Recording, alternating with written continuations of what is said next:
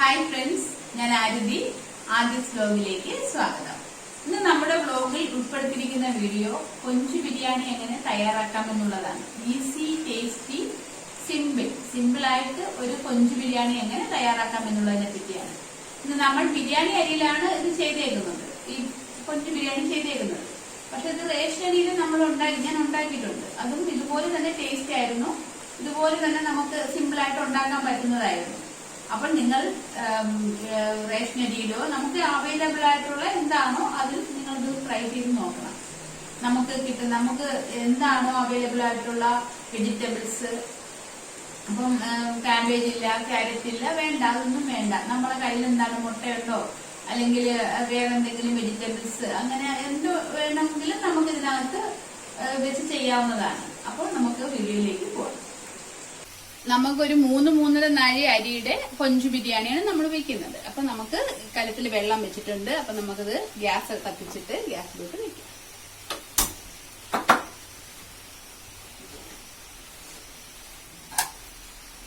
അടച്ചു വെക്കാം. ഇനി ഇതിനകത്ത് നമ്മൾ ഇടേണ്ടത് ഓയിൽ ഒഴിക്കണം, ചോറിന് ആവശ്യമുള്ള ഉപ്പിടണം.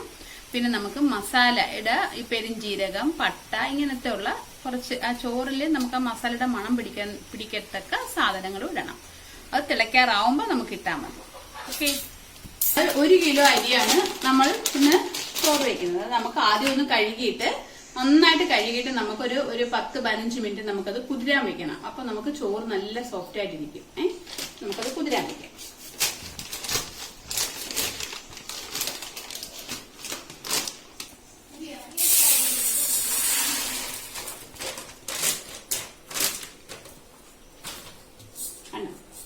അപ്പൊ നമുക്കിതിനി കഴുകാം.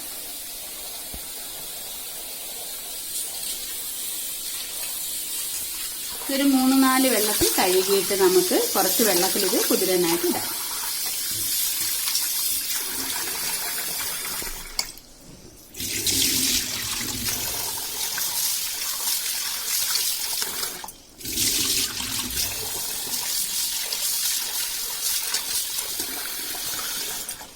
നമ്മളൊരു 3 വെള്ളത്തിൽ കഴുകിയിട്ടുണ്ട്.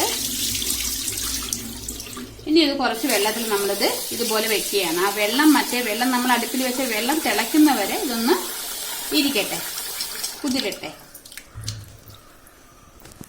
നമുക്ക് ഇത് കുറച്ച് ചൂടായിട്ടുണ്ട്. ഇനിയിപ്പോ നമുക്ക് ഇതിനകത്തോട്ട് നമ്മളുടെ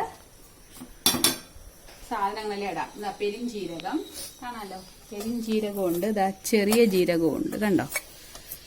പിന്നെ കറുവപ്പട്ട, ഏലക്ക തുടങ്ങിയ കുറച്ച് മസാലയുടെ സാധനങ്ങൾ. നമ്മളുടെ ചോറിനകത്ത് നല്ല മസാല പിടിക്കാനാണ് കേട്ടോ. ഇനി നമുക്ക് വേണ്ടുന്നത് കുറച്ച് ഓയിലാണ്. ഓയിൽ ഒഴിക്കുന്നത് ചോറ് തമ്മിൽ ഒട്ടാതിരിക്കാനാണ് ഓയിൽ ഒഴിക്കുന്നത്. ഇനി വേണ്ടുന്നത് നമ്മളുടെ ചോറിന് ആവശ്യമായ ഉപ്പാണ്.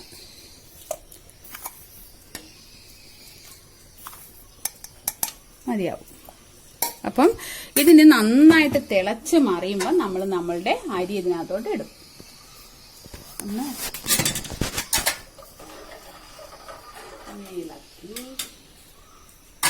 പിന്നെ ഇത് കണ്ടോ, ഇത് സർവ്വസുഗന്ധിയാണ്. ഇത് ഞങ്ങളെ വീട്ടിലെയാണ്. അപ്പം ഇതും കൂടെ നമുക്കതിനകത്തില്ല. അപ്പൊ നല്ല മണമായിരിക്കും ചോറിന്. നമുക്കിത് അടച്ചു വയ്ക്കാം. അപ്പൊ ഇത് വെള്ളം നന്നായിട്ട് തിളച്ചിട്ടുണ്ട്. അപ്പൊ നമുക്ക് ഈ അരി അങ്ങോട്ടത്തേക്ക് ഇടാം.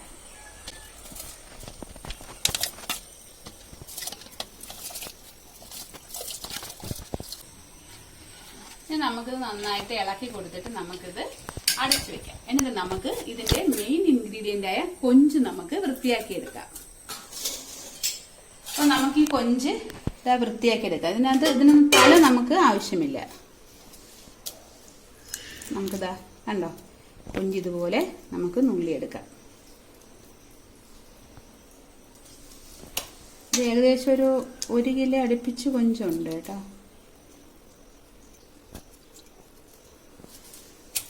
അപ്പൊ ഇത് മൊത്തം അരിഞ്ഞിട്ട് നമുക്ക് വരാം. നമുക്കിനി ചോറൊന്നും നോക്കാം. ആയിട്ടില്ല.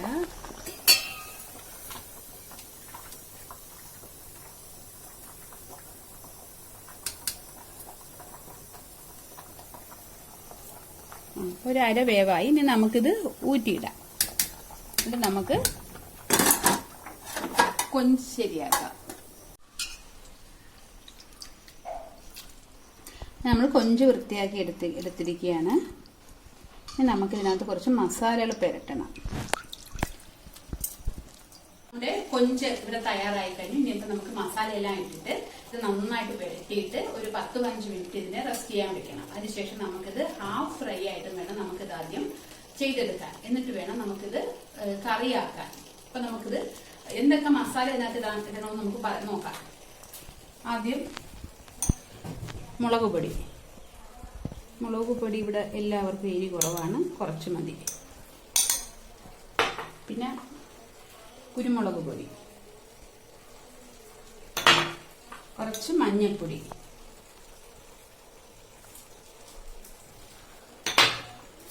ഇത് ഗരം മസാലപ്പൊടി, കുറച്ചിരിക്കട്ടെ. ഇത് കുറച്ച് മല്ലിപ്പൊടി, കുറച്ച് മതി കേട്ടോ, കുറച്ച് മല്ലിപ്പൊടി. ഇനി നമുക്ക് കളറിന് വേണ്ടി കുറച്ച് കാശ്മീരി മുളക് പൊടി,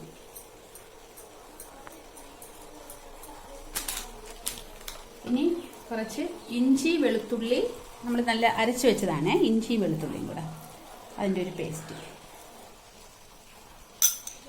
ഇനി കുറച്ച് സോയാ സോസ്. സോയാ സോസ് ഇല്ലെങ്കിലും കുഴപ്പമില്ല. ആവശ്യത്തിന് ഉപ്പ്.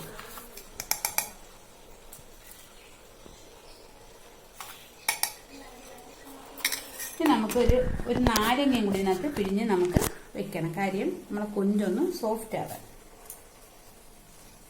ഇത് വേണ്ട.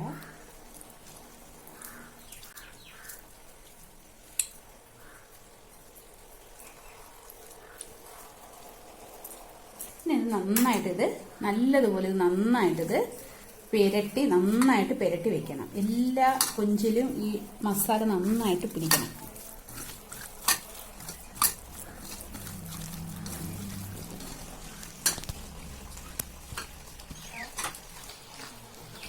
നമുക്കിത് നന്നായിട്ട് ഇങ്ങനെ പുരട്ടി വയ്ക്കുക. നമുക്കിനി ഒരു 10-15 മിനിറ്റ് റെസ്റ്റ് ചെയ്തിട്ട് നമുക്കിത് വറുത്തെടുക്കാം. ഓക്കെ, നമ്മൾ പാത്രം വെച്ചിട്ടുണ്ട്. ഇനി നമുക്ക് ഇതിനകത്തോട്ട് തീ കുറച്ചിട്ട് എണ്ണ ഒഴിക്കാം.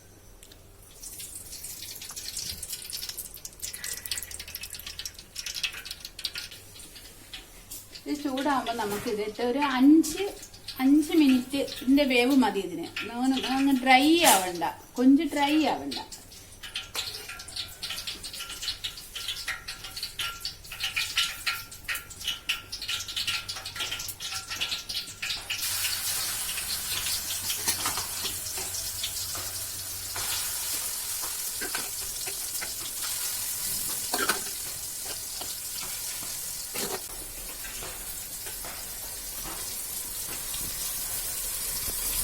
കുറച്ചൊന്ന് വേവുമ്പോൾ നമുക്ക് തിരിച്ചൊന്നും കൂടെ ഒന്ന് ഇട്ട് കൊടുത്താൽ മതി. അപ്പോഴത്തേക്ക് ഇത് അതിൻ്റെ പാകമായിട്ടുള്ളൂ.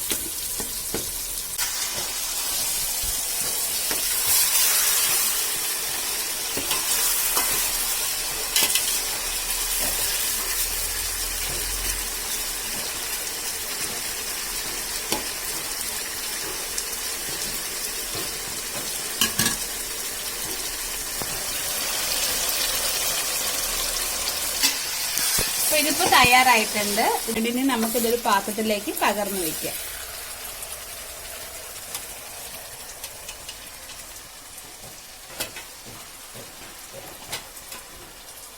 മസാലയുടെ ഒക്കെ നല്ല മണം അടിക്കുന്നുണ്ട്, നല്ല കൊതിയൂറുന്ന മണം. നമ്മൾ കൊഞ്ചെല്ലാം മാറ്റിയിട്ടുണ്ട്. നമുക്ക് ഈ എണ്ണയിലോട്ട് തന്നെ ഇതിന്റെ മസാലയ്ക്ക് ആവശ്യമായ വേപ്പിലിടാം.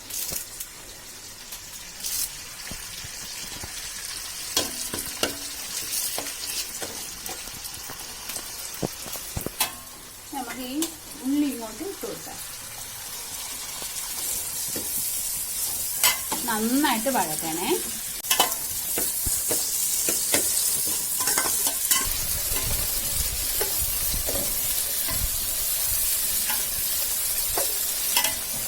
നമുക്ക് ഇതിനകത്തോട്ട് തക്കാളി ഇട്ട് കൊടുക്കാം. നന്നായിട്ട് ഇത് വഴണ്ട് ഈ തക്കാളിയൊക്കെ നന്നായിട്ട് വെന്തോടയട്ടെ. ഇതിലേക്ക് നമ്മൾ നേരത്തെ പാകം ചെയ്ത് വെച്ചിരിക്കുന്ന കൊഞ്ച് നന്നായിട്ട് ഇളക്കിയെടുക്കണം. അതാണ് നമ്മൾ ബിരിയാണിയിൽ ചേർക്കുന്നത്. കൊഞ്ചിടുന്നതും കുറച്ച് വെജിറ്റബിൾസ് നമ്മൾ ഇതിനകത്ത് വഴണ്ട് ചേർക്കുന്നുണ്ട്. അതും അണ്ടിപ്പരിപ്പ് വറുത്ത് വെക്കുന്നതുമായിട്ടുള്ള ഒരു വീഡിയോ നമുക്കിതിനകത്ത് മിസ്സായിട്ടുണ്ട്. അത് കുഴപ്പമില്ല, പക്ഷെ അത് കാണുമ്പോൾ നമുക്കെല്ലാവരും മനസ്സിലാവും. ക്യാബേജും ക്യാരറ്റും നല്ല വഴറ്റിയെടുക്കണം.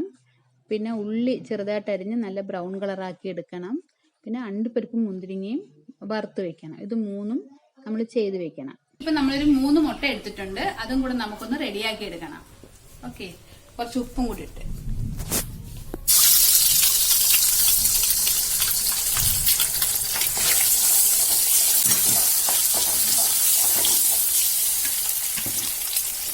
കുറച്ച് ഉപ്പും കൂടി ഇടുന്നുണ്ട്.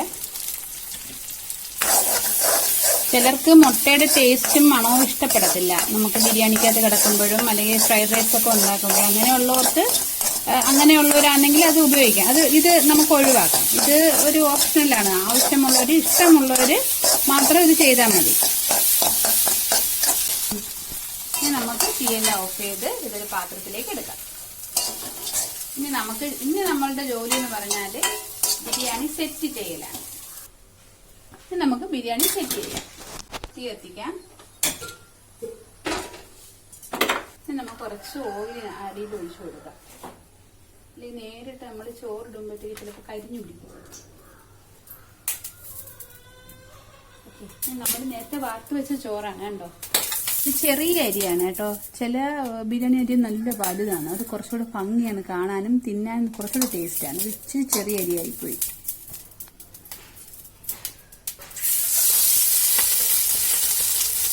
നമ്മൾ ആദ്യം ഒരു ലെയർ ചോറിടുകയാണ്.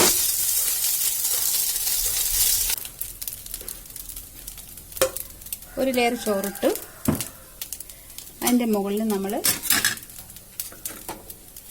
കുറച്ച് വെജിറ്റബിൾസ് ഇടണം. കുറച്ച് വെജിറ്റബിൾസ് ഇട്ടു. കുറച്ച് അണ്ടിപ്പരിപ്പ് മുന്തിരിങ്ങ ഇടണം. ഇട്ടു. നമ്മളുടെ കൊഞ്ച് അതും കുറച്ചിടണം.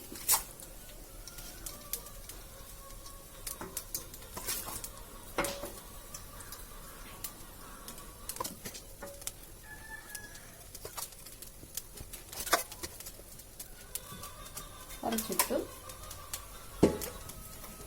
നമുക്ക് എല്ലാവർക്കും കൂടെ ഒന്ന് ആക്കാം.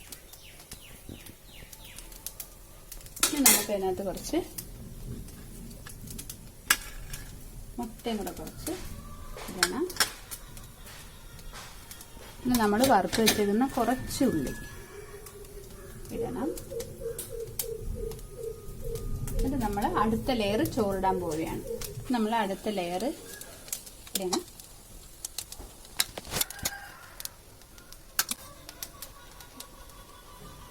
നമുക്ക് കളറൊക്കെ വേണമെങ്കിൽ നമുക്ക് ചേർക്കാം. ഈ മഞ്ഞ കളറ് അതല്ല എന്നുണ്ടെങ്കിൽ കുറച്ച് മഞ്ഞപ്പൊടി കുറച്ച് കലക്കി അതൊക്കെ ഒഴിക്കാവുന്നതാണ്. എന്നുവെച്ചാൽ ചിലർക്ക് വെളുത്ത് ചോറിരിക്കുമ്പോൾ ഇഷ്ടപ്പെട്ടില്ലെങ്കിൽ നമുക്കത് അങ്ങനെയൊക്കെ ചെയ്യാവുന്നതാണ്. നമുക്ക് അതുപോലെ നേരത്തെ വെച്ചതുപോലെ തന്നെ എല്ലാം ഒരു സെറ്റും കൂടെ വയ്ക്കാം.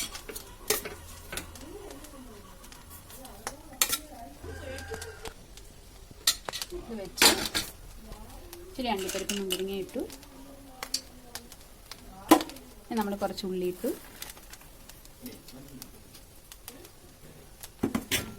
ഇനി നമ്മൾ കുറച്ച് മുട്ട ഇട്ടു.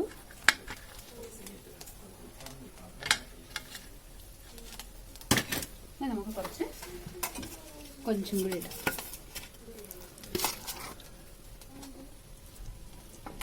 ഇത് നമുക്ക് മൊത്തം ഇട്ടേക്കാം. ഇനി നമുക്ക് ഒരു ലെയർ ചോറും കൂടി വെക്കുള്ളൂ.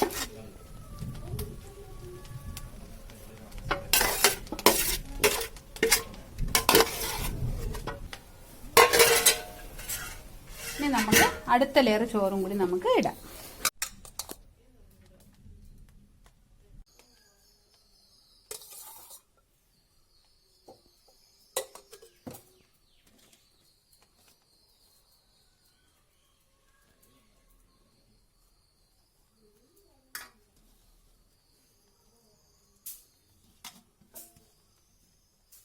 മുട്ടയിട്ടു.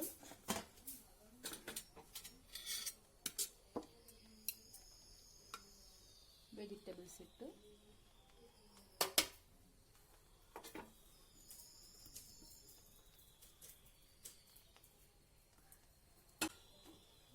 അണ്ടിപ്പരിപ്പ് മുന്തിരിങ്ങ എല്ലാം ഇട്ടു. നമ്മൾ ഉള്ളിയിടയാണേ, അത് ഇട്ടു. നമ്മൾ കുറച്ച് പുതിന ഇലയും കുറച്ച് മല്ലി ഇലയും ഇട്ടു.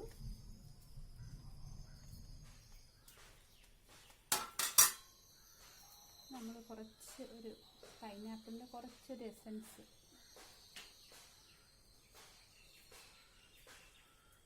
ഒഴിച്ചു.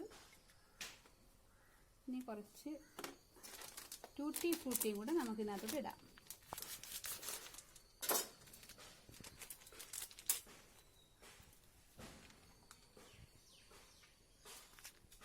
കുറച്ച് മതി.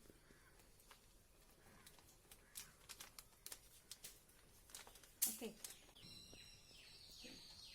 നമുക്ക് കുറച്ച് സമയം അടച്ചു ചെറിയ തീയിൽ.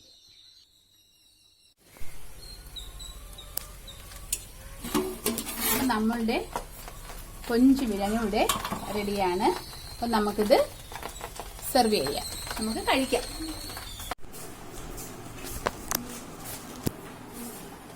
നമുക്ക് വിളമ്പാം.